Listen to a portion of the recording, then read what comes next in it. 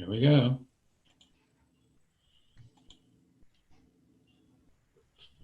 Good morning. Good morning. Good morning. Good morning. Go ahead. Happy Tuesday. And we're also going to be on live on Facebook too. So Nice. you're going to be all over the place, Jason, today. Oh, that's perfect. That's what I need, more exposure. It's just two bald guys talking today. That's what it's That's going to it. be. Absolutely. Absolutely. Good morning. Good morning. If you guys are on Facebook, you guys are not going to be able to see the polls. Just to let everyone know, first of all, it's about 5 after. Why don't we get started? I know we have a lot of information, Jason, today. So Let's do it. I want to, first of all, thank everyone for checking out our Zoom today. Happy Tuesday. We're very excited to have Jason Clark, one of our corporates. And I'll let him give his own introduction, but he's been a friend first. He's actually recently did my refinance on an investment property. So I know what it's like to work with Jason and his team. And we'll actually talk about the killer rate he got me on an investment property with probably, I don't know, would you say it felt like 100 conditions. It was a little bit of a struggle. You know what? You had a very long virtual file. It just went on for days and days. But you know what? You had everything lined up for me, and anything I asked for, you got it for me, which was very impressive, and I appreciate that. But you're in this day. Yeah, You know what you're hey, doing. You're a pro. I will give a secret. This was a little bit early. I know rates have been all a little crazy, but I did a cash out refi at 70% loan to value at 3.75%. Yeah, So to that give was you an awesome. idea, which I don't know if you got anyone else that kind of rate or that kind of stuff. You can tell me I was the only special guy, and I'll be You were the happy. only special guy. Everyone else got a little bit higher than that. But I always said, hey, look, this has got perfect credit. Like, look, this Hey, kid, it helps being bald too. I know you put that in my profile. So. no, that doesn't work.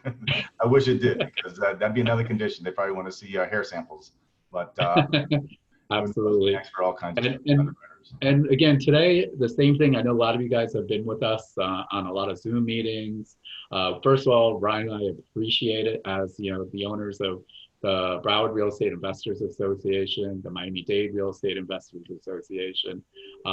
We really do appreciate you taking the time to come out here to join us and learn. Our commitment, as usual, is to educate you guys. We are doing a lot of free events, so I always get these questions. Will there be a replay? Yes, it will be on our YouTube channel. So Broward Real Estate Investors Association, it will be up within 48 hours. We do have a Q&A also. Today, actually, what we kind of did was with Jason, instead of doing your usual, let's do a PowerPoint, we kind of figured we'd just have more of a talk today. So I will be monitoring the Q&A as we go about. And I'll leave the floor to Jason, and I'll let you kind of take over for a while, and I'll be right here. And again, I will put up some polls. Just go ahead and answer those questions, Sure. and it gives Jason and I a better idea where you guys are up to also. So thanks.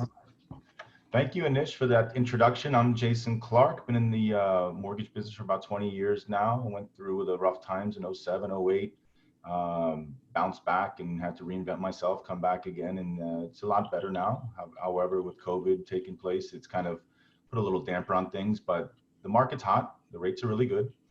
With a company called Smart Home Loans. They've been around for a few years. It's a mortgage brokerage business. So what that does for us compared to other lenders and other retail shops is it allows us to shop your deal for a customized offer. Okay. And typically, some of the smaller lenders out there that you never heard of, we have heard of them. They have very aggressive rates, good products, and even some of the bigger lenders like the Quickens or United Wholesales of the world, we still work with them. So we kind of have a smorgasbord of all types of different lenders that we work with. However, we like to narrow in on a few because you build a good relationship up with them. But the reality is, we're here in, I can't say it's post-COVID, but it's a different kind of atmosphere right now going into this fourth quarter. And I think it's important for, most people to kind of understand where we sit. A lot of the lenders that I was dealing with, especially the non-prime lenders, when COVID hit back in March, April, and May, they pulled out, they stopped lending, they wanted to see where the market was going. And now they're starting to come back out of the woods a little bit and roll out some nice products. You know, you got the bank statement products now for investors. That's really important, especially if you can't verify income. We have a P&L product, a profit and loss statement, where we can just use a profit and loss statement for investors as well.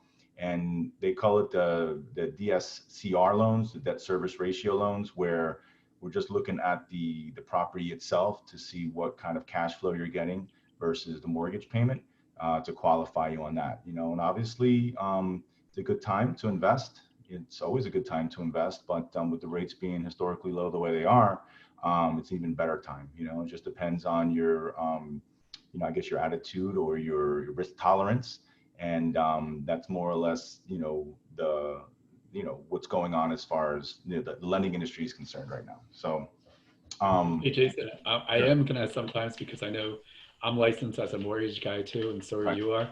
So sometimes we kind of nerd it out, sure, like meaning some you know what like subprime is. So every once in a while I might have to stop you and say, sure. hey, what does subprime mean? So All right. you know, we do have some newbies on there, and we have some experienced people, and Well, I will sometimes it tell you gets confusing. this. We don't use the term subprime anymore. We don't like that term. That's back, it kind of gives us a bad name back in '06, '07. A lot of the subprime mortgages went belly up. They were doing 1 or 2 year deals. People are buying homes that really shouldn't have any business buying homes, getting into a 2 year fixed mortgage, and all of a sudden it started to adjust. Now, we have, or they have reinvented themselves, all right, according to the new laws and guidelines that are out there. We like to say it's non-prime, all right. So you got your prime mortgages, which is your conventional FHA, those VA loans, those are your prime rates that you're going to get. Then you have your non-prime, all right, stuff that falls out of that box. So falling out of that box means something where, you know, instead of getting a 2.5% rate on an FHA for a primary, if you don't have your tax returns or W-2s or any income to verify, you might get a 6%, but now you can go with a bank statement deal and still purchase a home. You know, a lot of people freak out and say, wow, that's a lot, that's a high rate, but that's the trade-off. You know, if you can show income and prove it, great. If you can't, we can use bank statements or a profit and loss statement, especially if you're self-employed, and still get you a home. And then the way the homes are appreciating, you eventually, you know, you're going to still win. You know, that's just the way I look at it. But the reality is, you know, if you're falling into that bucket of non-prime loans, what I like to do is just kind of coach up my clients and say, hey, look, if you do this loan and you purchase this home and you're able to park your money here for a couple of years, you need to file these tax returns, right? You need to be somewhere in the range of $80,000 every year. And that's just what you're going to have to do in order to refinance it or do a cash out refi or something like that in the future, you know? So, Yeah, and you know what's funny, because I know that's the challenge, right? right, Everyone, you know, has got a friend that has a lower rate, right? It's like, you know, yeah, having a drink at the bar. Hey, what's your rate? 2.5%, 2.25, but I paid 5 points, yeah, right? So that's number one, right? Number two, they're not saying if it's fixed for 30 years or what's really happening with that too. So I think that's always the challenge too, when people aren't really comparing apples to apples. yeah, So that's one you're of right. the things that I know you probably run into too. So All the time. You know, it's you know, we're real competitive when it comes to rate, and you can shop all over the internet. You can see all kinds of things out there. But what's important for us is building the relationship up with the client and our realtor partners. And you know, the reality, everyone's different. You know, you might have a 700 score, you're getting a 2.5% rate versus, you know, a 654 where you're getting you know, a 3.5%, and you got to pay some points to get it. Those things happen a lot, and you know, the reality is we have to just educate our clients and borrowers and let them know, look, you're not getting what your friend's getting, you know, and that's just the reality of it. Because like you, that's always maybe the first or second question when you're buying a home. You know, it's like, how much you pay for the house, and then what was the rate you got? And if somebody shoots out a high rate, they're like, wow, you got ripped off, that's horrible. But nobody really knows everyone's story. And quite frankly, if you're sitting around having a drink, you're not going to tell everybody, yeah, my credit's a 629, I had a bankruptcy 3 years ago, and that's why I got a 5% rate. You know, that's just not where the score goes. You know, I mean, and you know what the funny part is also, usually if you're under a certain loan amount, mhm. those percent, like 3.5, like 5% and 7% may be a lot, but really when you look at payments, it's not that much, It's right? Versus you've been renting, or you know, or for you to save up all that money, it sure. makes a big difference too. Well, So the other factor too is mortgage insurance. You know, mortgage insurance is something that, you know, doesn't really, it gets overlooked. You know, so with FHA, everyone pays the same. So the factor for that is 0.85. That's FHA. It doesn't matter if you got a 700 score or a 600 score. everyone's paying the same mortgage insurance. However, for conventional financing, that's where it gets real tricky. You know, if you're in the sub 680, the mortgage insurance is going to be quite a bit expensive versus somebody with a 760 credit score. And so you might have the same rate, but the reality is the mortgage insurance is twice as expensive. And then all of a sudden now, you know, you're going to have to bite the bullet and pay for that mortgage insurance as opposed to getting a cheaper, you know, mortgage insurance rate out there. So Do you want to explain a couple little FHA and what actually mortgage insurance is? I always get the question, hey, is mortgage insurance the same as the insurance for my house? no, not really. I wish it was. I mean, I get a lot of borrowers that are like, I want to put 20% down because I don't want mortgage insurance. Like it's a big bad wolf. The reality, it's not so bad, guys. It really isn't. You know, what it does is it allows people to put less money down, right? It protects the lenders. I mean, look, everyone thinks the lenders are horrible people, but they're not. You know, they're actually out there lending money at a decent rate. They want to return on their money. That's just the way it goes. Everybody needs to make an investment, right? But the reality here is, you know, the mortgage insurance is it's a lot more helpful than it is detrimental, you know. And so when you're looking at FHA, you're putting down 3.5% as a down payment. You can get a 6% seller credit, lender credit. I mean, like you can have the seller pay for all your closing fees and you pay for a little bit of mortgage insurance, you know. But, you know, if you're going to put 20% down, you know, the trade-off is like you're sinking a ton of money where you can just kind of keep it in your bank. You never know what could happen. Obviously with COVID, you know, if you don't have some cash on the sidelines, you're kind of hurting, waiting for those checks to come in. And that's the reality of it. So I always try to, you know, give some examples, you know, 10% versus 5% versus 20%, carry a little mortgage insurance, keep some money in the bank to fix up the house, and do things like that. But the reality is like, it's not the big bad wolf. It actually is your friend, you know. But with FHA, it stays there for 30 years. That's the only thing that people kind of get upset about. It's like, the reality is, you know, when you have an FHA loan, it's going to be there for the rest of your life, as long as you own the house. And then if you have a conventional loan, it comes off when you hit a certain percentage of equity, which is 78%. You know, a lot of people like to call it 80, but it's usually about 78% where it falls off.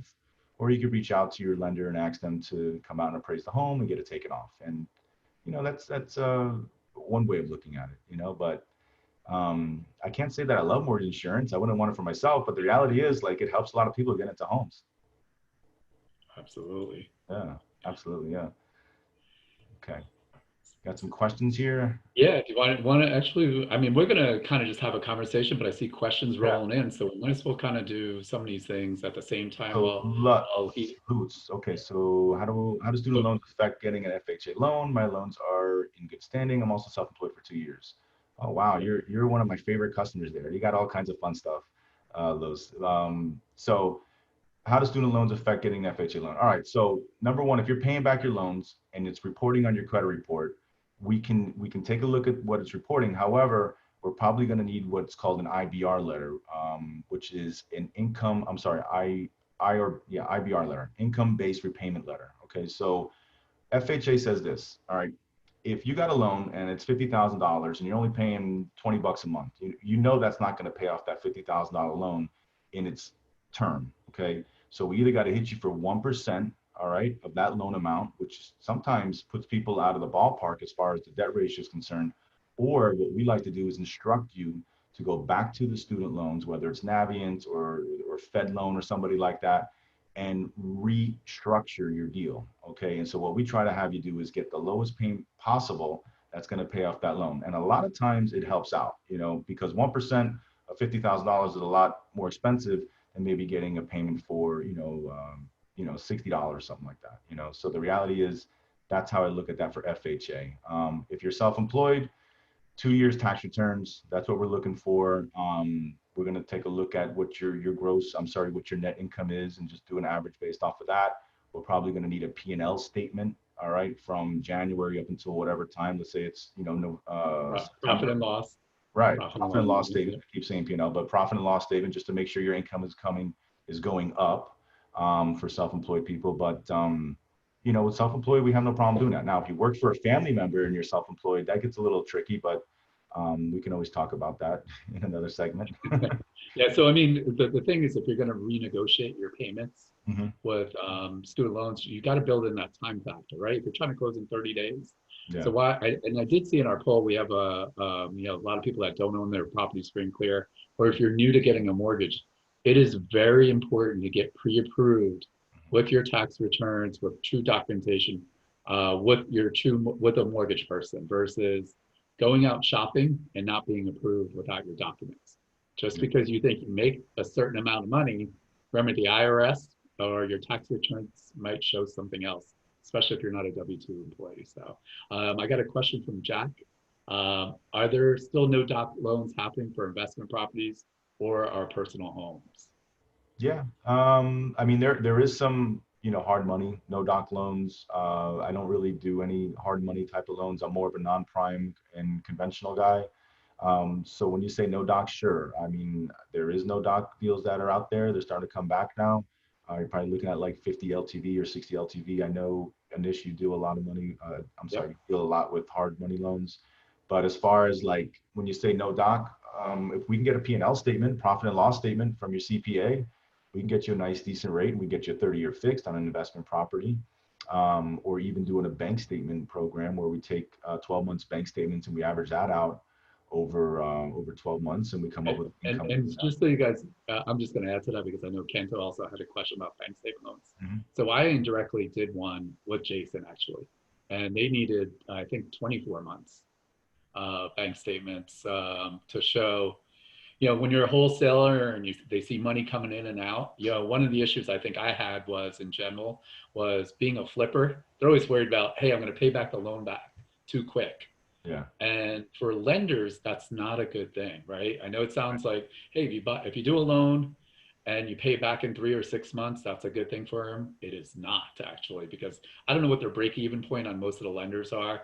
I might be wrong. 6 months. I It's 6 months. probably, you know what it is. It's probably 12 months. That's a good question. I'm not exactly sure, but I know that, for example, we're on the hook for the mortgage for at least 6 months. So I always try to instruct my clients like, listen, if you win the lotto, that's great, but don't pay the mortgage off because that's going to hurt me a little bit. If you at least get 7 months payments in, which is really six, but I always say seven, then at least it covers us on our end. But as far as the lenders are concerned, that was what was going on earlier on in the year where there was a run on all of these mortgages doing refinances.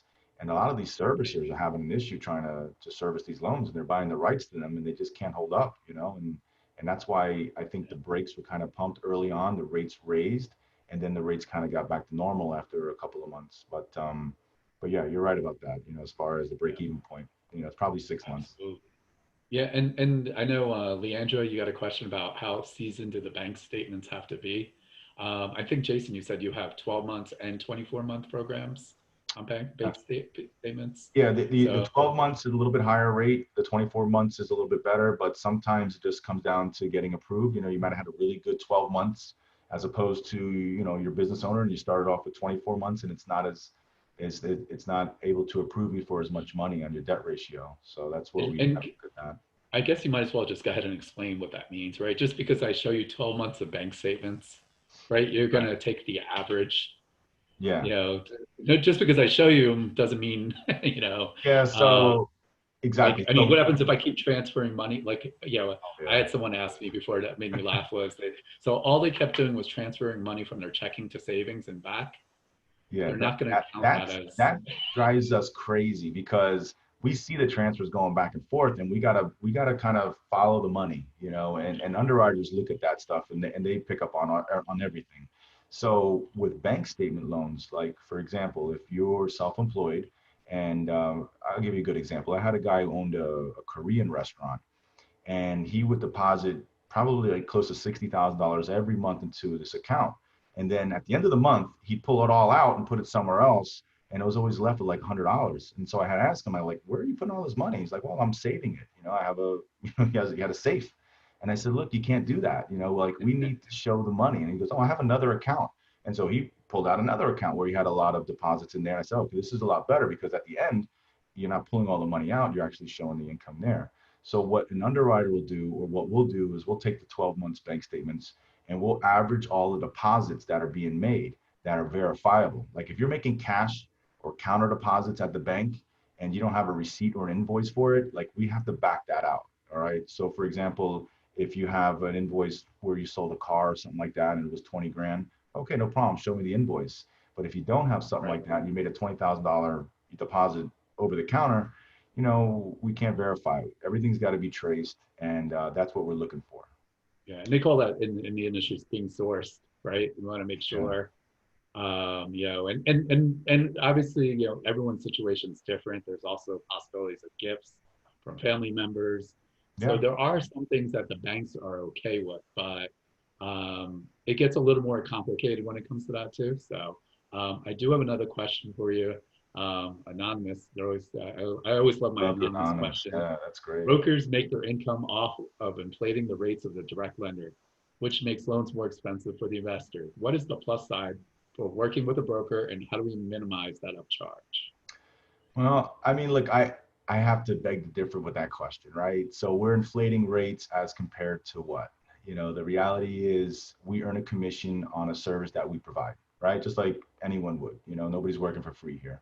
But the reality is, yes, in the increments of an eighth of a point or quarter of a point, that's what we're offering, and it's a market rate. And yes, we do get paid by the lender, but these loans are not easy. Trust me when I'm telling you, I've been in the business 20 years. These loans are not easy, whether you're an A plus borrower or even a C grade borrower. They're super difficult to get done. And as you can see, they're very time consuming. So whether you walk into a bank or you work with a broker like myself, it all depends on who you're trusting to get the deal done. Like if you got 20 grand riding on the line on a deposit on a house and you're working, I'm not going to, bash them, but like a Bank of America or Wells Fargo, and you can't get a hold of them on the weekends, you can't get a hold of them after 5 o'clock, nobody's giving you any answers, and you can't get any sleep at night. I mean, at the end of the day, like, isn't your sleep worth a little money? Like you'd want to work with Yeah, somebody like myself or a broker that, it's got questions that, I mean, that's got the answers, can get a hold of me. I'm available on the weekends, things like that. But that's really the point of it. It's not necessarily about inflating the rates. Maybe back in the old days that could have gotten done because now you're all of a 2007, sudden, six. Yeah, yeah. right? When I had the mortgage company, yes, absolutely. It Yeah, is a lot more regulated. As number one is what I would also add, and from my own experience. So my personal loan. So again, no direct lender could do my loan. So right. that was the difference. They looked at my tax returns because if you're like me, make good money, but I have a lot of deductions. I try to limit my tax bill every year. So it's the good with the bad, right? So for Of course, me, yeah, even though you got me a good rate, for me, I would pay 6% on an investment property because I'd rather pay less in taxes. of course, yeah. You So, right off. and it just depends where you're at too. So, and the other thing is like for, again, as I worked with Jason on this, he had one lender that could do my deal, right? So that when you're with a broker, I don't know how many do you know how many lenders you're I signed mean, we up with? probably have anywhere from Are 20 to you actually 25 on our roster. okay? But some of them are kind of isolated to certain products. And then we know which ones not to work with, and sometimes you got to go Right. through that as far as like, all right, we're not working with this lender anymore because they're way too slow or they're not responsive as far as their turn times are concerned. And even like in your case, like, or even some other, clients, it's a very, very, tight little bucket to kind of fit your deal into. And sometimes you even got to throw like a Hail Mary and just like, all right, let's see if this works. And once it gets to work and we get the approval, then we start clearing off conditions. But yes, it's an interesting little business to be in. But the reality is like we're competitive with rates across the board with anybody. Yeah, Um, absolutely. You know what cracks me up? I know we're talking about rates and, think of some of the old timers with our club. And, I actually see Paul Regan is actually on our webinar today. He'll tell you what rates used to be. You talk to these guys and they're so, talking, I know. oh, 16% and we're getting business done, right? I I even remember know. when I started doing mortgages in 2000, 8.5% was great, And listen, 9%. these So rates right build now, it in. free money, basically. I remember my Yeah. parents were happy as heck. We grew up in Miami and my mom and dad moved from New York down here and they were very, my dad was an AC guy. My mom was working with them, self-employed. And they were super happy when they came home to go buy a house at 9%. And I didn't understand what 9% was. It's like, oh, we got a rate at 9%. Look how happy we are. I mean, at 2.5%, 3%, even if you're an investor cashing out money on investment property at 7% or something like that, and you're not showing income, it's when you're cashing out money on an investment property, that's tax-free money. It's all Yeah. sourceable money. You can take that money and roll it up into something else and make more money with your money. And that's the beauty of it. And I always like to say that cash out money is tax-free money. and nobody wants to pay taxes on stuff True. like that, that's Well, just well, I not. mean, the idea of, financing, what you do, and I know it just depends. Like, like I know sometimes as an investor, you love to own free and clear properties for, um, I don't know, I guess the mind. I like that sense of, hey, I own these free and clear, but to actually use leverage of other people's money to buy more properties. Some of the biggest investors I know with 100 plus properties, they're all financed. Mhm. Like they refuse to Yeah. own things free and clear. And the main reason that I saw was, I asked them, they said, well, I'm leveraging someone else's money. Right. It's silly not to, and I'll refinance, and refinances the loan, the money's not taxable, and they'll just keep buying more things. So it just depends on what your comfort level is on where you want to be. If you want to finance some of them, or maybe you keep your primary free and clear, but that's more of a risk thing for yourself that you're gonna have to figure out too. So I do have a question for Michael. How much would the mortgage insurance cost? Can you give an example of how much more each month? So I guess if you want to do that on $100,000, maybe on an FHA, would you say 0.085, Let's take a look. See if I give can or take? break out my It's not board. much. Yeah, it's not much, but let's see. My mortgage calculator. I got this on my phone, which is very handy to have when you have questions like that. All right, so 3.5% down on the loan amount. All right, 30-year term. Let's say 2.75 in the rate. Oops. Yeah, and then while you're doing that, so I am getting some specific questions about All your right. scenario. We're not going to be able to go specific on your scenario, on rates, on that kind of stuff. I will share Jason's information. It's also on our website at bria.com, and we'll also put it in the chat. So, but if you got questions on your specific scenario, we're not going to have time for Yeah. that because Jason's going to need more information too. So, I mean, just to give you a quick example, on $100,000, the mortgage insurance for the year is $820. So if you take that and divide it by 12, that's going to be your mortgage insurance for an FHA, right? So 820 by 12, but we can get 70 to that bucks a from month, there. 68 bucks a month, give or Yeah, take. it's not so bad, but that's just the So, reality. But back to your point with people that have free and clear properties, um, we have this one particular lender, right? And they have a really unique product. It's called an all-in-one mortgage, and basically it works like a line of credit. 'Cause I see a gentleman, I think Paul, asking about home equity lines of credit. I don't do equity lines of credit unless it's a piggyback mortgage. Where a piggyback, what I mean is somebody's purchasing a property, and then we put a second mortgage on it, so we can buy, we can avoid mortgage insurance, number one, or buy a jumbo house and get it into a jumbo loan. But the home equity lines kind of stopped when COVID came. Now, this lender that we deal with that has this all-in-one mortgage, it's a beautiful mortgage. I couldn't give it to you because they stopped lending at the time. They didn't know where this market was going, and they wanted to see what was going on. But now they're starting to roll it back out. But basically, it's a first mortgage that works like an equity line of credit, but it's classified as a mortgage, not a home equity line. So you can write it off on your taxes, and they'll do it for primary and for investment properties. So if you got an investment property and you're looking at a home equity line of credit, it works the same way. However, it's classified as a mortgage, so you can get some write-off on it in your taxes. But it's a nice mortgage, and it's probably one of the better mortgages because everybody kind of gets asphyxiated to these 30-year fixed, and this type of mortgage is a pretty nice little luxury to have.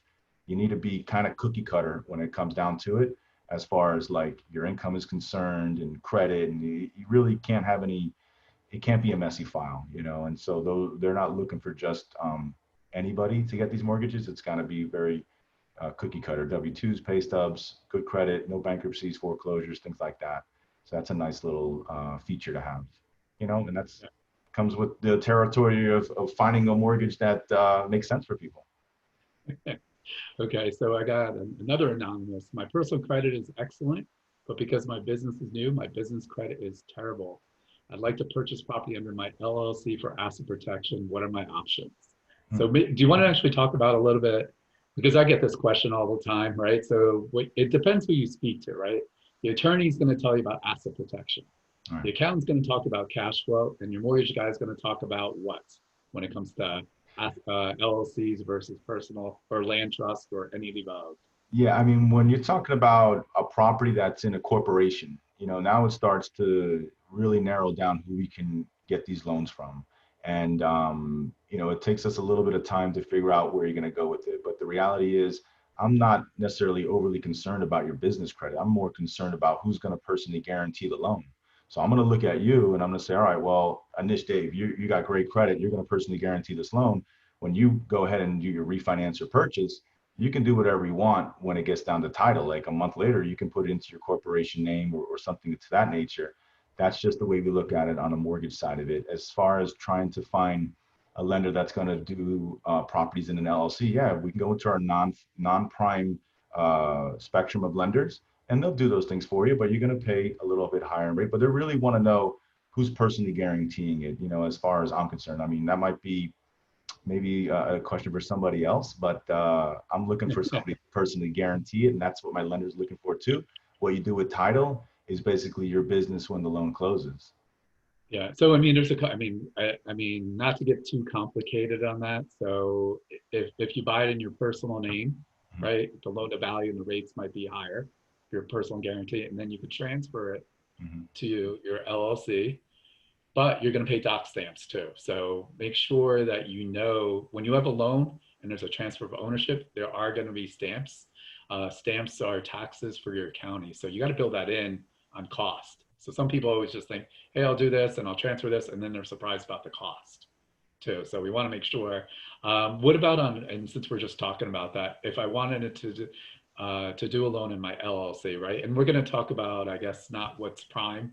You want to tell them what the difference between, a prime rate or a good rate versus what we're talking about in an LLC, the difference in Yeah. rates. Let's, Yeah, difference in I'll rates are teach you. probably, your conventional rates. For example, right now, we just got somebody locked in. I think it was 3.375. They had a decent credit score, and they're putting down, I think it was 5%. All right, that's 3.75 in the conventional. Now you're probably going to go to a 7.5 when you're looking at a non-prime type of product where you're going to close in an LLC or even higher. It's just a riskier loan, but the reality is those are the rates that are out there that people are charging, and some of these institutions, they have their rates set for that kind of stuff, to avoid the risk. Um, I don't really do a lot of those loans. I used to get a lot of call for it, and what I noticed was it was a lot of tire kickers. A lot of people just kicking around, seeing what's out there, and they really didn't go. I really didn't get a call for it too much, but I don't do any kind of commercial as far as like all the time. My commercial lenders are, if you have no income docs, then I'll work with you. But if you got income docs, you're better off going to the bank and sitting down with somebody local and breaking out your tax returns and going through that process with them. For me, I don't want to go through that process. I've been in the business long enough that I know that process there is long, it's lengthy, and it's not the overall best model for my business. But the reality is, if you don't have the income documentation, I can take a look at the commercial loans. But as far as LLCs are concerned, yeah, that's the difference in rate. You're probably looking at 4 to 5 points or even higher compared to a conventional. But like I said, if you're buying a property to fix up and flip, it's better than having a 50-50 partner. So Yeah. kind of how you look at it.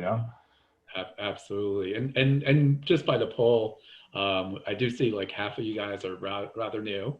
Some of you guys, more than half of you are buying them in your business or LLC or land trust or some sort of corporation, I should say, and a small group of you guys are buying in your personal name. So we do have all three shares of different kind of people where they're at in the industry. So again, today also is about, to get your first deal. I always get to, I might as well, I know this question came private to me, was that they were talking about house hacking. I know house hacking has become popular, meaning, hey, I'm gonna buy a fourplex or a threeplex or a twoplex or duplex, and I'm gonna live on one side and rent out the others. Do you want to actually kind of talk about, I know that's considered residential. Do you want to talk about maybe some of your clients that are new to Yeah. real estate and, I, if you want to talk about that. So, Oh yeah, that's like one of my favorite things to tell younger people, older people. It doesn't matter, like if you haven't bought a home, and the way that we find out that you haven't bought a home is like we look at your tax returns. Like if you're in the first time home buyer market, we'll take a look at the tax returns, and obviously there hasn't been a home purchase or mortgage insurance on there in the last 3 years. You're considered first time home buyer. But that's one of the beautiful things about FHA. Like FHA will allow you to buy a duplex, triplex, or a quadplex, and it goes up higher. Like if it's a duplex, it goes up a little bit higher on the purchase price. Triplex higher, and a quadplex even higher, right? So you get these big loan amounts. And if you can qualify for one of those as your primary, right, you're going to move into it and you're moving out of mom's place or dad's place or whatever the case is. That's beautiful because now you're leveraging like this massive piece of property. I mean, we just had somebody buy I think it was like a $480,000 duplex in Fort Lauderdale, and this and Yeah, I sent you someone that did. yeah, That's I think exactly what the 400,000. I can't remember One his of name. our He was members. great to work with. We love working with him. He was such a wonderful gentleman. First time buying a place, he was super nervous about doing things. We kind of just structured the deal, made complete sense of it, and I said to him, look, you know, you're basically not going to pay any money when it comes down to your mortgage. Like your rent's going to take care of it, and what you were paying in rent, like you already cut it in half, you know. So he was able to buy that place. I think that was a steal. Like he bought it for like 12 grand. After the credits were done, we gave a credit, and he's controlling this 400 and I want to say 480, it might have been 440, but he's controlling a $400,000 property like with 12,000 bucks, you know, like that's Yep. He beautiful. is super excited. Yeah. And the funny part was, it's one of our members actually. And what cracked me up was like, we just had a conversation and he's like, yeah, I'm looking for a place. I'm thinking about doing this. And he applied online on like Rocket Mortgage or something. And I Yeah. asked him some basic questions. And, you know, unfortunately, and that's some of the difference too, is, you know, it's about building your team, right? You Right. do, if you're actually house hacking or you do need a solid realtor. You do want to make sure you have a good title company. You want to make sure you have a mortgage person that knows what they're doing. And any breakdown in any three of those components is going to make your life hell. I don't know how else to describe it. Yeah, So you're it 100% is. correct because we got into a position where, and honestly, I think the realtor got, you know, in my opinion, got a little too cute with the transactions. You know, they didn't want to lay out the money for the appraisal. I'm sorry, let me get it straight. They didn't want to lay out the money for the inspection until the appraisal came in. So the appraisal came in, it hit, we're okay on the value, but now we got to get the inspection done. So now all of a sudden the inspection's getting done and the inspection comes back with some issues with the roof. And so now we had to tackle that issue there as far as getting insurance. And if we didn't have the right insurance guy on the team, that would have been a dead deal. You know, we would all wasted our time on it, and this guy would have lost out on a great property. But we were able to get him insurance. He bought it, and I loved it. We did a few of those that month, and we had another guy buy one in Miami where he stole it. It was a duplex. It was actually a triplex. It's in Miami. You know how Miami is. You can cut anything up over there and make it what you want. But he ended up buying what was considered a triplex. And when it got appraised, it was a duplex. So we can only do it as a duplex. So the value went down a little bit, but he had a third place that was being rented out and he was cash flowing like crazy. So, I mean, you know, he's another young guy too that bought it. And I was like, I'm looking at my partner going, wow, you know, we got to go out there and do the same thing because you only have really one opportunity to do it. You know, like if you don't own any property, buy a multifamily and lock it up, and then you can go out and buy your dream home down the road. You know, but you can't do it vice versa. You can't go out and buy a house as your dream property and then come back and try and use FHA to purchase a multifamily property because there's a rule in there that says you can't own another FHA's rule. Like you can't own another property within a 100-mile distance, you know, and so that's the little caveat there that you got to be careful of. Yeah, and FHA, just so you guys know, is it's for primary residence. Correct. You cannot do it as an investment property. I've had people actually, you know, call us and, hey, I'm going to do an FHA loan for an investment property. And right away I knew they haven't been working with any kind of mortgage person because they would have stomped that out pretty quick too. So I think you kind of already answered this. Do you finance with stated income? Yes. Stated income, yes, we can do stated income. It falls kind of in the hard money range. You know, what we do is we have a loan. It's called a debt service loan, where we're looking at your credit score. We're not looking at how you make your money. So that's kind of our new stated loan. Basically, if you have a property where you know the rent is outperforming the actual mortgage payment, then you qualify based off of the property. But you got to have a decent score for that, and you're looking at What probably about loan to value? How much down? yeah, you're 20%? probably looking at anywhere from 20 to 25% down on something like that. Okay. And since we're even talking about that, what about on investment properties? What kind of loan to value are we looking at? If they Well, could go full doc. So, yeah, if you're so going full full doc. dot conventional, like if you're buying a single family home, it's 20% down, right? You can get away with 15%. There is you're allowed to put 50% down on unconventional, but the mortgage insurance is super high. Like it doesn't make any sense if you're an investor, unless you're looking to flip it within 12 months or something like that. But yes, you can put down 15% on a single family home, but I like to tell everybody 20% because that's what most Be people will safe. do, right? If you're buying a duplex or a triplex or a quadplex, a multifamily property, you're 25% down, okay, unconventional. Got it. And I know Wayne's asking, I already know the question, do you provide cash out refis on investment properties out of state?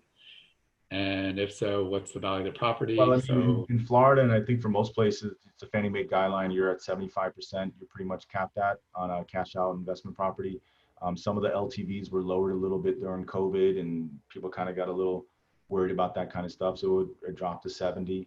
But we can go up to 75% on investment and property. you're not doing out of state, right? You're just in No, Florida. I'm just licensed in Florida. I got enough business in Florida, and it seems like everybody wants to move to Florida, which is great. So what I would say is just keep buying properties because everybody from up north is going to come down here eventually, and they'll be paying probably cash for it, the money they got Yeah. up there. And Wayne, basically what he's saying also, if it's under Fannie Freddie guidelines, you just need to find a mortgage person in that state that's licensed. So, but unfortunately, Jason cannot do anything outside of Florida right now. So, because he's licensed here. Another anonymous, can we just submit bank statements with the total amount of assets, or do we submit itemized statements with each transaction? All right, So, so bank statements, right? We should do another course where I explain to people, don't send me pictures of your bank statements because I'm not going to sit there and convert all 4 or 5 pages, and that happens all the time. So with bank statements, if it says 1 of 5, send me all 5 pages. I need every page, even if it's blank. The itemized question when you're talking about that, like I'm not necessarily sure I understand that. What we need is all the bank statements, all the yeah. pages, and that's it. Nothing itemized or broken down in the Yeah, same. I think the question really is like sometimes they think it's just a summary page, right? Oh And yeah, what they'll like what Jason's saying is you if it's 1 to 5, I know like page 2 sometimes has all those disclosures yeah, on the back end. The bank does need all 5 pages. If right. you're missing something, right, that's gonna hold it up. I guess we might as well even talk about that since we're in the middle of it. The difference between a good borrower and a bad borrower, meaning like Well, getting documents in a timely manner I or mean that's where I like to tell people, look, in the lending world, you are guilty until proven innocent. All right. It's not like the real world where you can hire an attorney and you're innocent until you're guilty, right? You are guilty until proven innocent. So an underwriter looks at you sideways, they look at me sideways, and we got to get them as much documentation so that underwriter will sign off on it. Because imagine you got these underwriters that are sitting there and they're normal people just like us. They're not these evil little people that are just trying to deny loans. Trust me, they want to work with us and get loans closed. But they're signing off on billions of dollars of loans month after month after month. And if something comes back post closing where something was missed, it's a real pain in the butt for them to go through that file again because they missed it the first time around, and they kind of get reprimanded for that. The reality is good borrowers versus bad borrowers. They're out there. It's real. I think they're all good borrowers. I mean, I'm here to help you out. I'm here to educate you and well, try to get you through the weeds here. But yeah. One of the things like so what I always tell because working with a mortgage person, whoever your guide may be, I always tell them, or Jason, I know you've had that question when I used to do mortgages too. It's the same things like, hey, just tell me what's really happening. Remember, Jason's got to put it together and put the story together so it makes sense. If you hide out information from him, the underwriter is not gonna, they might catch it. It's gonna kill your deal. yeah, So just, hey, I got this money as a gift. Okay, can we show it? Like be upfront with them. The other big thing is, if you're really gonna live in the property, primary versus non-primary, be honest with them. I mean, it's gonna be, there's no easy way to kill your deal than not telling Jason or your mortgage person the truth of what's happening in your situation.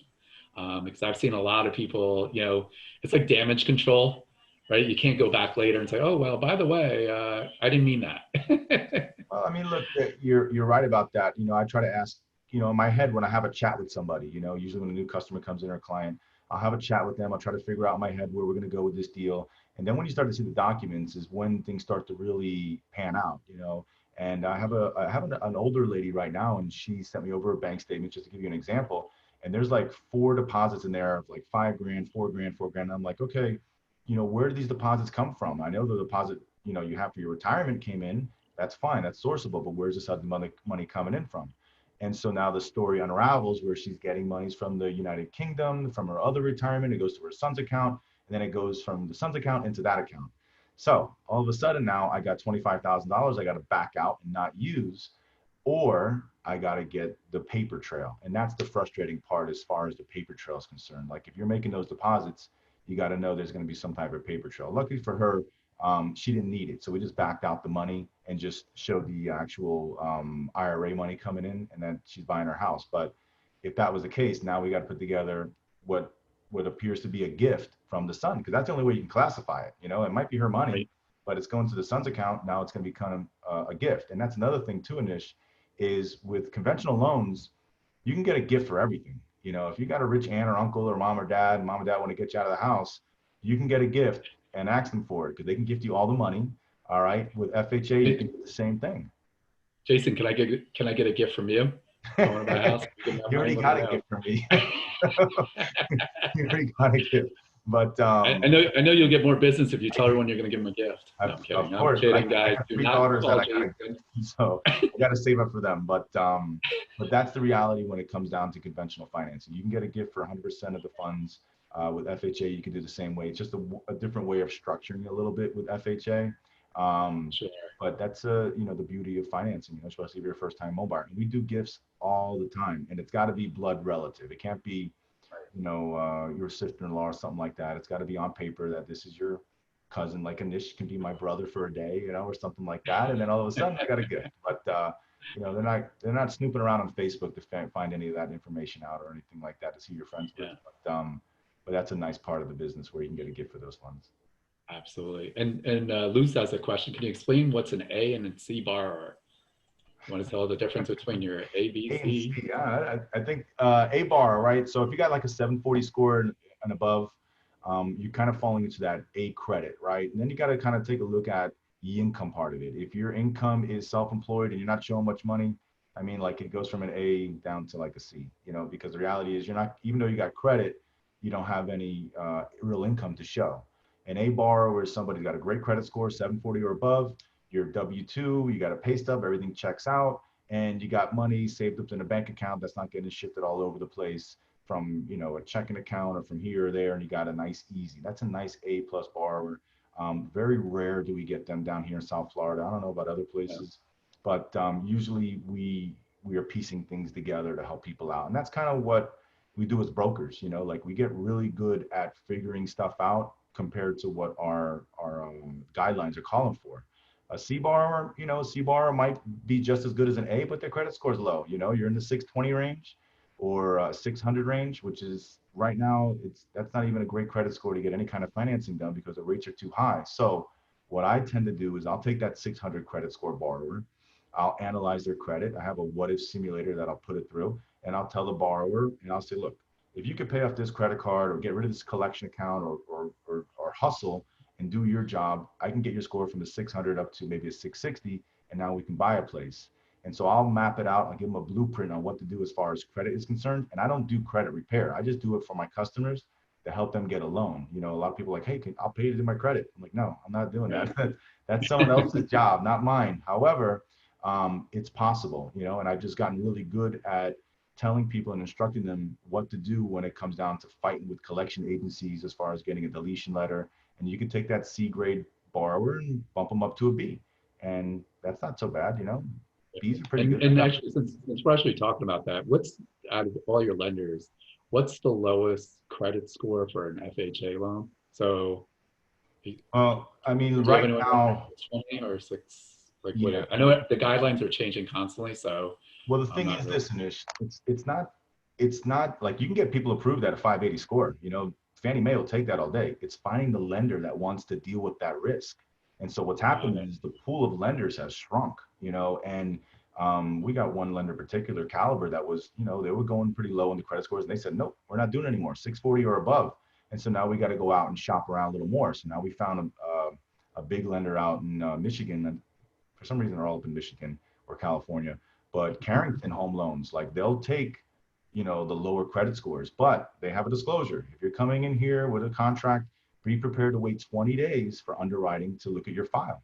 20 days. Now we submit the file, we get the appraisal order, we're going through all the what we need to go through, and maybe we get an approval on day 15. And we actually got approval last Friday, which I was very surprised at because we did submit it quite a while ago and it came in a little bit sooner. But that's like one of the only lenders out there that's doing these, you know, credit scores below 640. So you really need to get over 640 to make it work. And the thing is on that, if you're in that case, that just means, you know, you're working with a realtor. Just make sure you have more closing days or your financing contingencies extended, you know, on that portion, because it's going to make a big difference. You don't want to be caught up losing your deposit also. And I know Jason also did this with me too, was that, you know, if he says, you know, it's 5 to 7 days underwriting, you might as well add days if you don't get him the paperwork, right? It's 5 to 7 days or 10 days or 15 days that we're talking about when he has everything, not when, you know, if he's missing something, you just might as well add your days.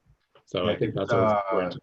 It's, you know, look, there is certain lenders out there that'll kind of, you know, cut through the red tape and they'll get a file closed out, but it's got to be a pretty clean file. But when I'm asking for docs and if you can get them to me the next day, that's great, because in lender years, it's like dog years. It's like 3 days, you know, before we actually get it. You know, we get the docs, we make sure it's what we need, we upload it, submit it, and then they can take a look at it, you know. So yeah, it's imperative to get as much information up front and in there as soon as possible, but it does drag, you know, sometimes, and things come up, and especially with, you know, with documentation, because obviously, you know, underwriters will read through everything. You know, they'll take for example, like a child support arrangement, and they'll read through every page of it, and they'll find something in there that doesn't make any sense, and then all of a sudden, now we got to go down to the courthouse. And I had a borrower go to the courthouse to get the original documents, and he wasn't happy about that. But the reality is that that's what he had to do. They filed the wrong document when they were doing the child support. And so now all of a sudden he got the right one and he's okay. He got his loan and he was happy, but he wasn't happy at the courthouse, you know, for a couple hours waiting in line. But those things happen like that. Yeah, absolutely. How about, by the way, I want to thank everyone. I mean, there's a ton of questions rolling in. So even though Jason and I are having conversations, we're answering some of these questions while we're going. So I do appreciate it. So how do you get a loan as a retired person or unemployed individual? Is that possible? Yes. Well, if you're retired, you're probably going to have Social Security income where we can gross that up. All right. So if you're, you know, we can gross that up a little bit and help you out there. Pension income. Do you want to explain? You want to explain what gross up means? Yeah. So if Well, you're grossing up basically says that because inflation is, we're going to keep up with inflation, we can gross up your Social Security up to 125%. All right. So that helps with a little bit more income at the end of the month. It could be the difference between qualifying and not qualifying. yeah. Pension So income. and just in real terms, if you're getting Social Security for $1,000 a month, Right. that means for income purposes, we show 1,250. Correct. Right. Correct. So I always have to. I told you, Jason, I gotta.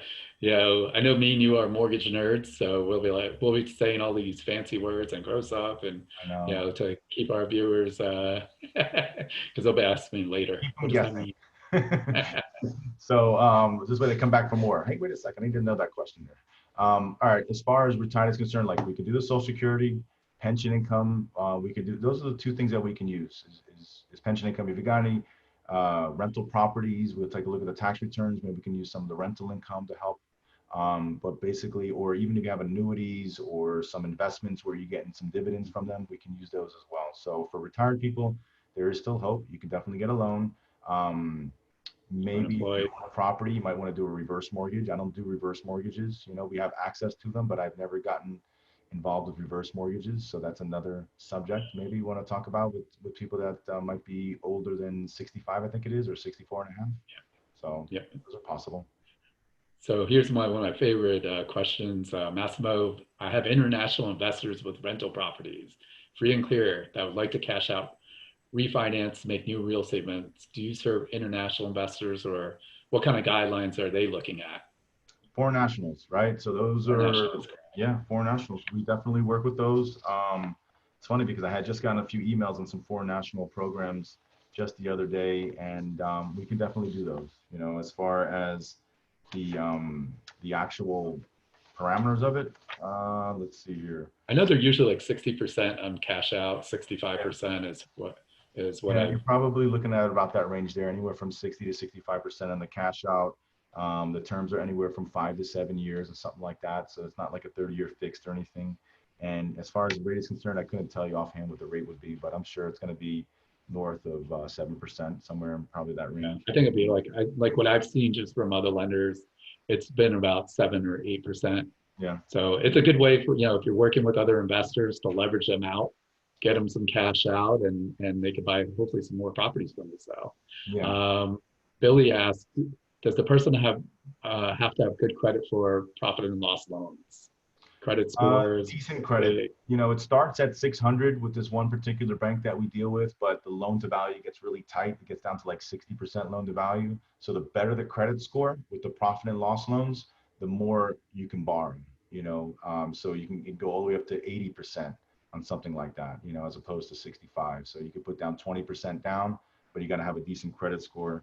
At least a 660 or better is what we're looking at as far as that's concerned. Okay. And what about, I know you were talking about FHA. Can you pay off an FHA early? Can you pay off the loan without a prepayment penalty? And then how hard is it to get an FHA loan? Because you always hear, and I always hear, realtors, I know you're an agent too, that, oh my God, they're going FHA versus conventional. It's gonna be so much harder. It's not.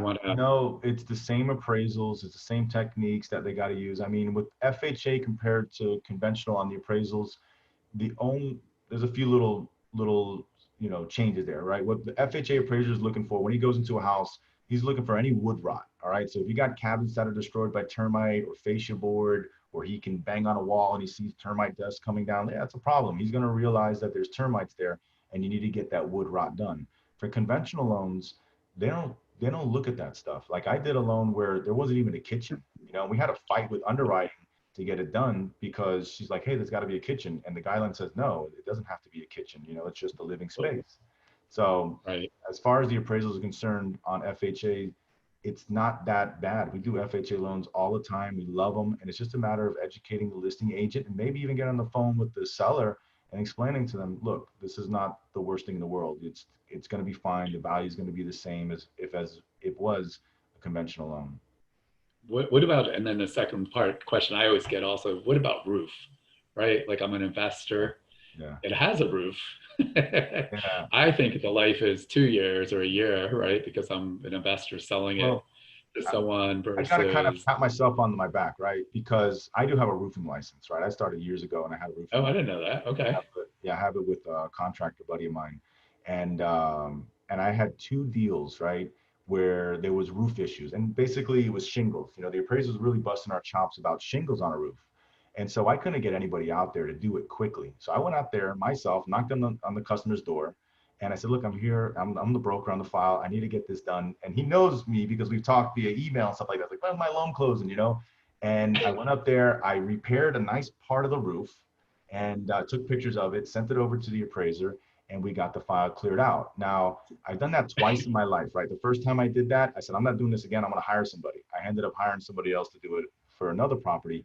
But when it comes to roofs, it's real tricky. Like if the appraiser walks up on a single family home and he can notice that the roof is visibly destroyed, you're going to have a problem. And if you're an investor, you should prepare for that problem.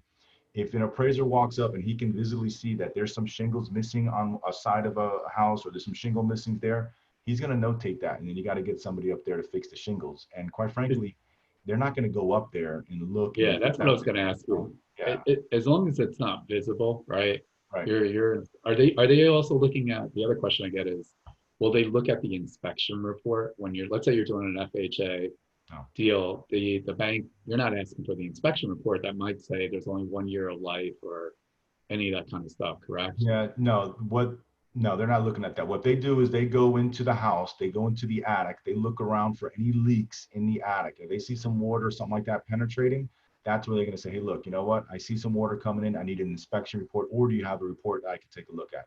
They're not trying to open up a can of worms when it comes to inspection reports. Appraisers kind of want to get in and get out of there. They want to do their job correctly, but if they see, in the attic that there's water, sure.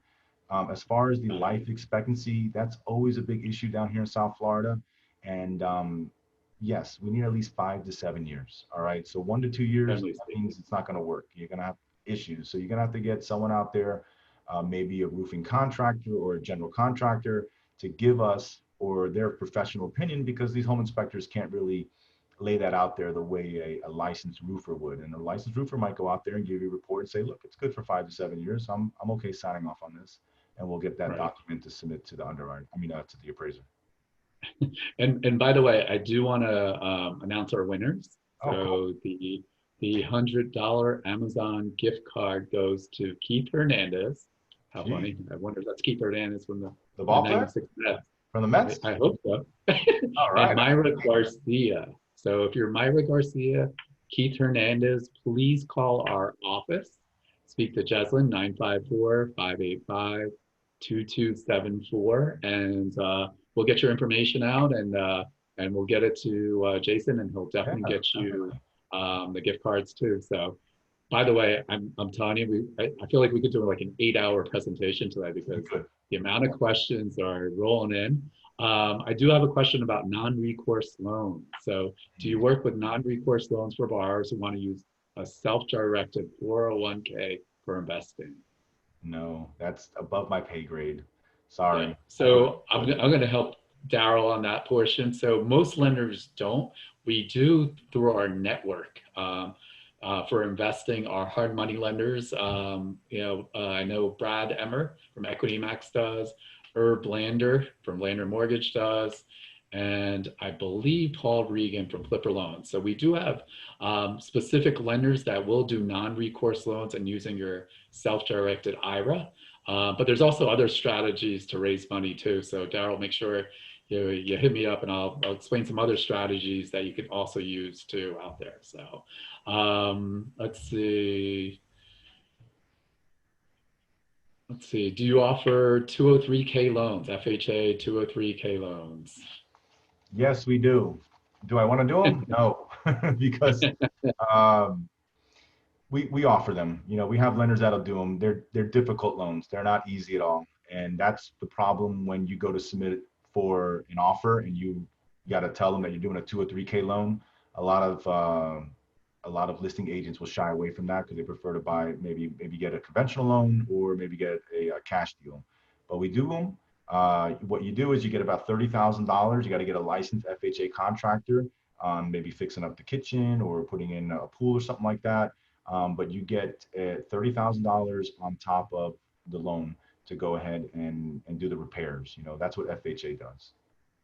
Got it. Yep. So, I mean, they do take a lot longer. Exactly what Jason's saying Yeah, is, especially in a fast moving market, what I would say is right now those investors are buying them up instead yeah. and fix them. So to even get to that 203k, I don't know. I think it's a challenge too. It's So, probably better. You're better off asking Anish and his network to buy the place, fix it up, and then I'll get you a regular FHA loan, and you don't have to do anything to it, and it's going to look beautiful. yeah, absolutely. Here, and I got a question from Eduardo. Can you buy a primary home with FHA if you already have a rental property under your name? No, if it's you can't do that. Yeah, they won't classify Too them. late. Yeah. Now you can buy an FHA home if you live in Miami and you want to buy a property, another FHA property in Orlando. Sure, you could do that, but FHA is not in the business of helping investors, so to speak. Like if you got a rental property and you're trying to buy an FHA down close to where your rental property is. Now, if you're 100 miles or over, yeah, we would consider it. If you live in New York and you have a rental property, you're moving out of New York and you're coming down here to use FHA, sure, we could do that. So I guess it just depends on your situation, but if you're within that 100-mile radius, you won't be able to buy FHA. Got it. What about so I'm just and by the way, the recordings will be on our YouTube channel. If you look up Broward Real Estate Investors Association, you'll be able to see all our recordings. This will actually be up in less than 48 hours. So it's just kind of funny. I don't know if you noticed the poll right now when I asked the biggest concern about, getting a loan. Some people they're worried about debt. Right. It seems like, with the big thing that I see is not showing enough income, being Yeah. self-employed. So there are solutions out there, and that's what you're talking about with that bank statement loan. Right. Also, The other thing is your credit score might not be high enough. Again, if you go to Jason or to your mortgage guy, they have simulators to actually help you out on to figure out what's going on. And then, what's funny is that 1/4 of you guys actually think closing costs and points are way too expensive. I would actually disagree, especially in this rate and term, or the rate that we're in this environment. Yeah. I don't know if interest rates will get any lower. It seems like they are a little bit. I mean, at one point, the bank's going to pay me to do the loan. It feels like, but Yeah. I just think that to use leverage is big. As an investor, and if you guys think that closing costs and points are already too expensive, I don't know what else you're going to wait for. Is it Right. going to be 1% if it gets there?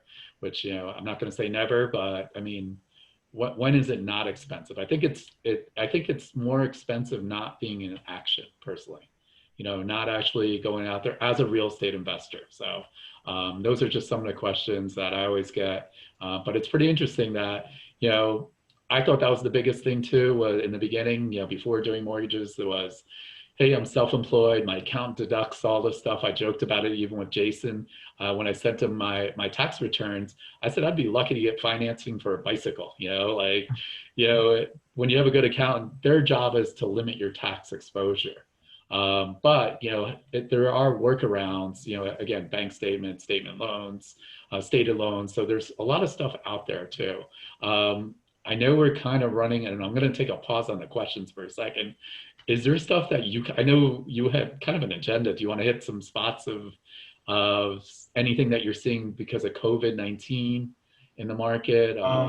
Yeah, well, just to give everyone a quick update, things are starting to come back as far as the lending. I don't think the lending ever went away. It took a little bit of a pause, but things are starting to come back a little bit better for everyone. As far as the rates are concerned, as far as lender credits and things like that for FHA financing. More banks are are starting to peel off their COVID overlays, because there is overlays on top of guidelines. As far as that's concerned, one of the overlays was having enough reserves if you're purchasing a property, and some banks wanted to see 12 months reserves, and we would not use that bank. I mean, they had a great rate, but my borrower doesn't have 12 months reserves. So I think that, moving forward here, as far as the lending is concerned and as far as purchasing a home, like it's a pretty hot market right now, which is odd, and then yeah. I've noticed that like even the applications during this period are starting to tick upwards, so that's a good thing. But as far as like purchasing a home and closing costs, like I just wanted to chime in on that. Nobody remembers how much closing costs were when they sell their house and you make 100 grand off of it.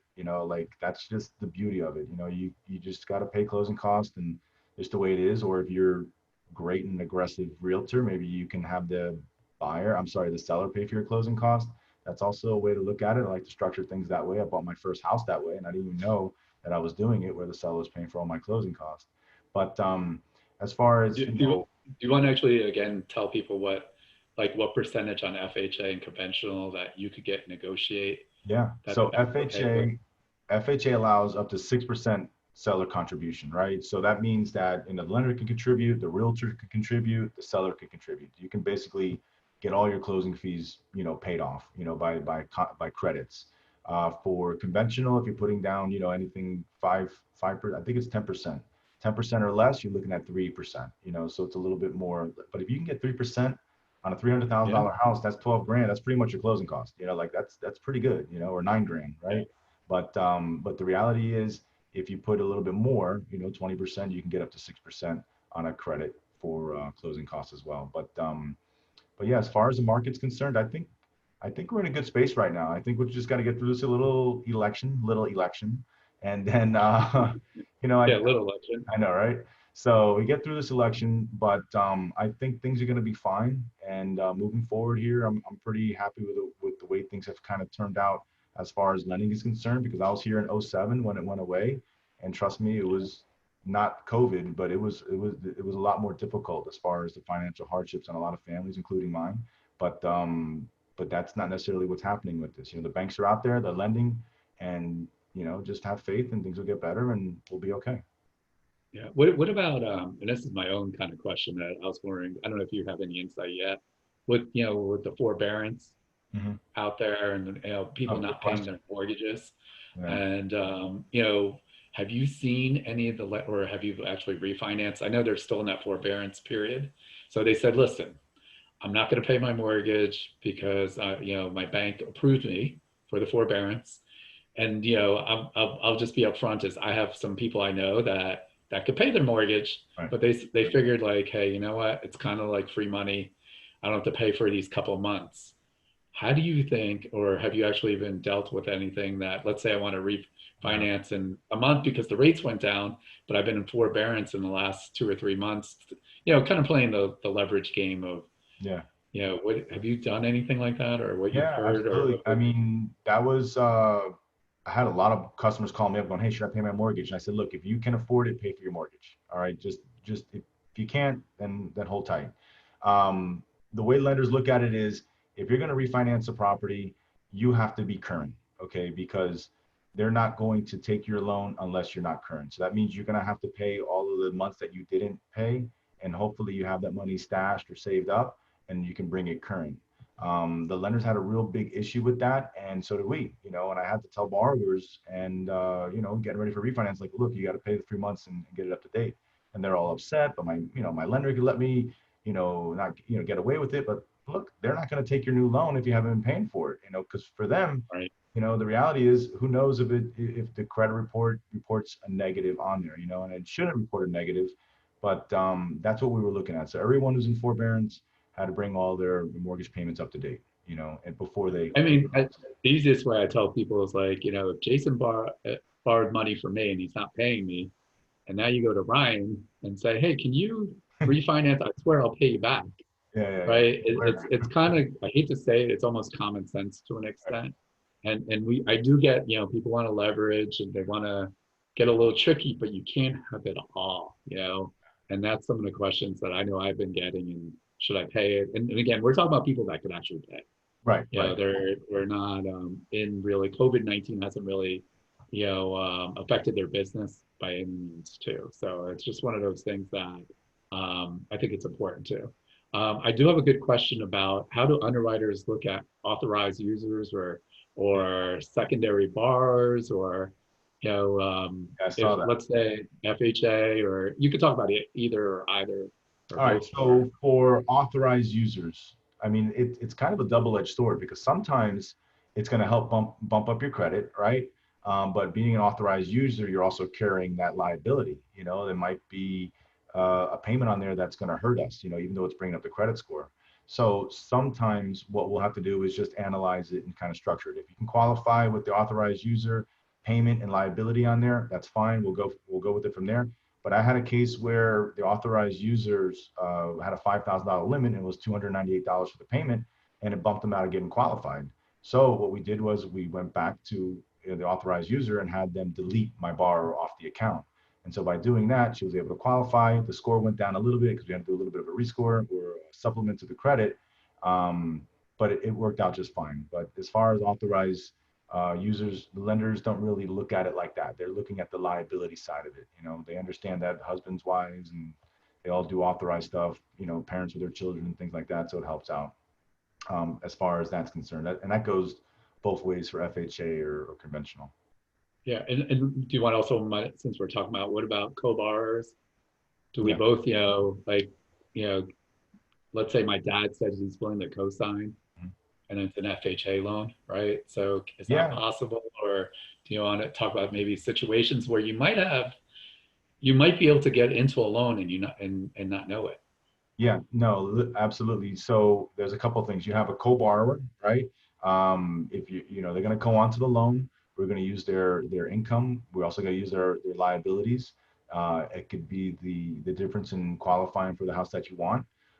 Then we also have what is called a non-occupying co-borrower, where the borrower is not going to occupy the property as a primary residence. Still using the same kind of formula where we're going to use their income, their credit, and we're also going to take a look at their liabilities.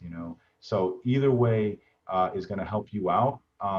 Sometimes it doesn't help. Sometimes the co-borrower brings a ton of debt and you're like, wait a second, let's get rid of the co-borrower because we don't need them. It's really hurting our file right now, especially with student loans and things like that. And we'll just kind of peel them off the loan and leave it that way. And And sometimes there's, couples out there that are, freaking out. Like the wife might say, well, wait, I want to be on the loan with my husband. And I'm like, listen, you don't have to be on there. You're on title. You're going to get 50% of whatever happens, but he's on there. He's got the full repercussions of the loan. So if it ever defaults, it's on him. Yeah. He's on the hook for it. Yeah, And my wife didn't want to be on the loan. That's pretty funny. I'd love to, yeah, you know, yeah. That's the best of both worlds, where you get ownership of the property and you're not worried about the loan. So it works out better that way for some people, But that's how that works as far as the co-borrower is concerned. But it definitely helps in certain cases. Absolutely. And I'm going to add, this will be our last question. Mhm. They're talking about house hacking on the FHA duplex. Can you move in 1 year, or like how can you, and then move to another property? Or when it's FHA, basically, how long do you have to live in there? Do they come check to make sure? Or I don't know. It's a good I know question. it's such a loaded question. I know, right? Like I don't even want to answer, but but I look, the way it works is if the lenders want their money, that's it. Pay the mortgage. Nobody's gonna knock on your door. In the crisis back in 07, 08, there was plenty of lenders knocking on doors. They wanted to come out there and see who was living there, and I had properties where there was tenants living there. Was living there as my primary, but they were verifying that kind of stuff. Nowadays, I don't think that's going to happen. I don't think it's going to occur. If you miss a mortgage payment, sure, they might send someone out there to knock on the door. If you're not living there as your primary and there's a tenant there, you could have a problem. However, there's no real Yeah. rules that say, look, I'm buying a primary property in March, and in October, I'm going to buy another primary property. It happens all the time where people make changes in their life and decisions happen, and you can do that kind of stuff. But as far as that's concerned, yeah, I mean, nobody's coming to knock on the door or anything like that. Yeah. And I know, like, and I actually had someone else actually even ask me about, because rates are so low, they're talking about buying a second home. So, on the west coast of Florida, on that portion, do you want to maybe just touch on small guidelines of, Yeah, second homes. if it's possible, or what they're, how far? I usually get that. Always possible, Nish. It's always possible. I got a Third place in home. Las Olas. I want a second home in, Miami Beach, and then I want another second home in Palm Beach. Yeah, well, that But might I not know, work like that. So if you're living in Fort Lauderdale and you want a second home, yes, probably Miami. We might be able to get it away with Miami Beach. That's kind of a real tourist hotbed. Um, if it's down the street, Fort Lauderdale Beach, that's not going to happen. Obviously, they're going to look at that as an investment property. If you're buying in Naples, you live in Fort Lauderdale, sure, perfect solution to that. 10% down for a second home. You're going to get a great rate, for pretty much close to primary rates. The only thing is you got to qualify, all right, carrying both mortgages. So if you make enough money to carry, your primary and your secondary home, that's great. In some cases, you can't do that kind of stuff, and you got to classify as an investment property. That's when you got to break out 25% down on a condo, and then we can use the rental income from that to kind of offset you qualifying for a mortgage. So as far as like the logistics of it, it's just got to make sense. If you're living in Fort Lauderdale, you might get away with a second home in Miami. If it's really, really deep in Miami, I don't know, maybe Miami Beach. But it'll be a hard call. You have to put some letters of explanation together or something like that. But and it had to make some sense. But yeah, we do those all the time. We encourage people to buy second homes. I know we've taken up a ton of time, obviously. I mean, these 90 minutes went pretty quick is an understatement. Is there any, well, first of all, just, one question I go. want to answer. Anonymous, can we use unemployment income to purchase a primary? No, we can't do that. Just want to make sure we're clear on that. Yeah, unemployment, or even what about the stimulus money that they were Stimulus showing? money is verifiable money. We got somebody buying a house right now that got a pretty nice check from stimulus money. It's verifiable money. It's Okay.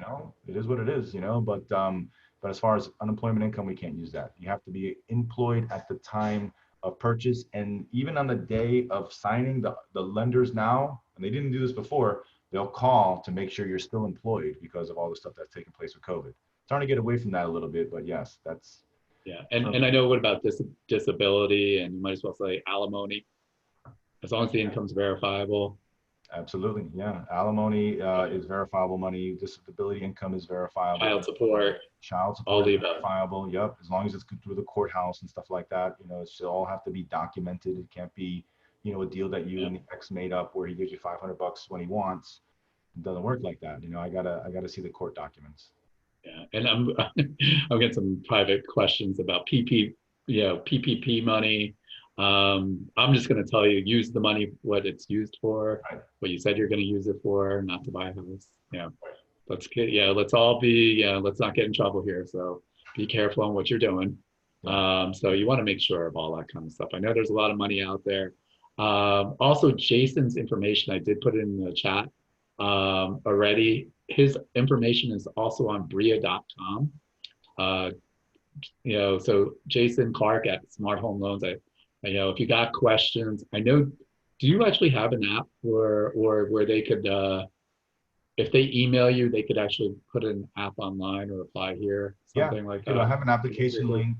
If they, if I get a text or an email, I have an Yeah, application link. We can go through the whole process. I have instructions on how to fill out application to purchase property. I like to have a conversation first, before an app goes yeah, in, just so I know that an app is coming in. And sometimes the conversation is where I'm just telling me, look, you're not ready. It doesn't sound like you're ready. yeah, Sit tight. Let's build up your banking account first. Or let's get your income squared away. Let me make sure like 2019 is going to look good before you file, and kind of help you out in that regard, especially if you already filed for 2018. So, yeah. but I do have all that stuff online. Yeah, again, like the key is to get, before you go house hunting as an investor or as a primary residence, it's good to know upfront what you need. And I think that's just really important. I know there's lenders out there, and I won't name some of the lenders, but it's just a little sheet that says, hey, you've been pre-approved. And you realize they didn't do a DU approval. They haven't looked at their tax returns. They haven't looked at Yeah. any of their income. It's worth, I don't want to say what it's worth, but because it's going to be Yeah, it's worth a lot. worth nothing. It could be worth thousands. It's just Yeah. it's the right thing to do. Know your numbers before you go out shopping. Know before you go. I like to say that a lot. It just gives a lot of people confidence. The realtors, yourself, your spouse, your partner, whoever it may be. You know your numbers. You know how much your cash to close is going to be. You know more or less what the rate's going to be. They're all estimates until we kind of finally boil things down. But at least you're in the ballpark. As far as what you're looking for, as far as your budget is concerned. Yeah, I think that's always important. Any last parting words that you want to say, or to these guys Um, out there worried I had about a lot of fun with you. I always had a lot of fun with you, Anish. I think we had a great turnout. I had a lot of great questions answered, and I'm ready to get back to work. I just came back in from a little mini vacay, and I'm ready to get back on online here and start getting some deals hammered out and helping people buy their first or second homes. Awesome. And one of the things that, and if you guys could also do us a small favor here at Bria and Miami-Dade Bria, we are really working on, getting a lot of our corporates to give us some great information. Ryan and I are very lucky. We get to have conversations with Jason and he tells me everything, and there's no way I could spew the information like he does. We have actually added over I'd say the next 2 months, 10 or 12 more webinars with different corporates. So we're committed to your education. If you email me also at anish@wjl.net, if you want to do another webinar with, Jason, or if there's other topics, we're very committed. We are asking if you could give us a 5-star Google review, Jason's seminar or any of the events we're doing. That really helps us out for marketing. We're really trying to go out and get the word out on all the information and our great partners. And that's just going to Google, look up Broward Real Estate Investors Association. Hopefully you'll give us a 5-star. And if you don't, I'm coming after you. No, I'm kidding.